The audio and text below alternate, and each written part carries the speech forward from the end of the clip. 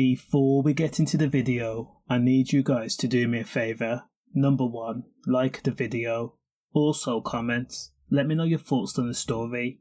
Bolton's Billy Webb was a man of many feats. Number 1, he was a brawler and was the muscle. He was also known as Bolton's most dangerous gangster and crime boss, and also one of the biggest drug barons in the north.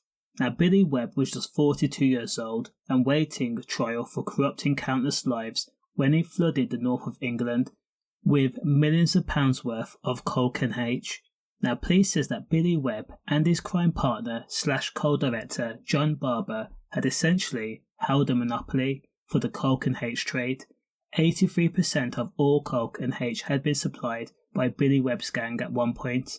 Now Billy Webb was also known as William Craig and was a proprietor of Debbie's Diner. Now to people who ate at the diner, the frops were mediocre at best and the tea was too strong. However, from the business position on the outskirts of Bolton's town centre, beneath the archway, a multi-million-pound drug operation was fortified.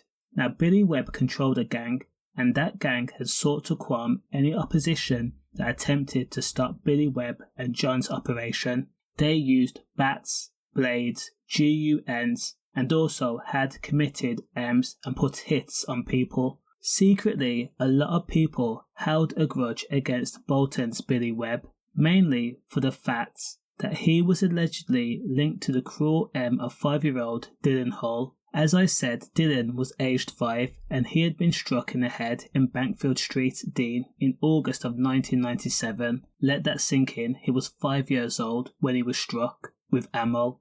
Though Billy Webb was not the trigger man, it was said that Billy had arranged the hit, with the intended target being Dillion's stepdad, John Bates.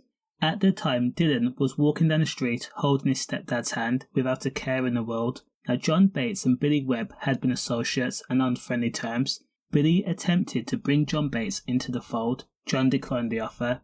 The offer then transpired to be a demand. Billy told John, "You will sell drugs for me." Again, John Bates refused.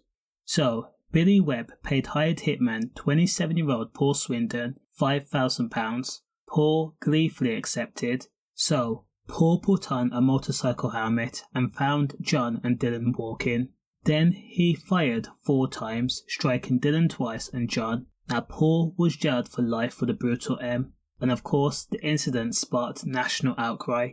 So, on May 25, 2001, when Billy Webb was asleep in his flat in Whiteledge Road, Ashton in Markerfield, 2 masked triggermen had somehow let themselves into Billy's flat.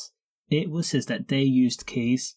They tiptoed around the premises into the bedroom, peered down at Billy Webb fast asleep, and noticed he had been asleep next to his 21-year-old girlfriend. The 2 men looked at each other and then looked back down at Billy. They then aimed their pistols and then pressed the trigger, 2 separate pistols.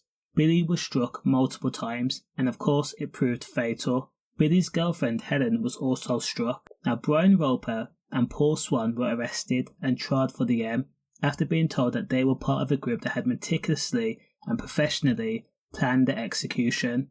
Sensationally, the case collapsed, but they did admit perverting the course of justice. So therefore, no men have officially been caught for the M of Billy Webb. He was a dangerous man.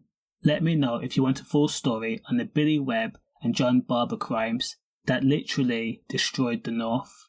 Stay safe.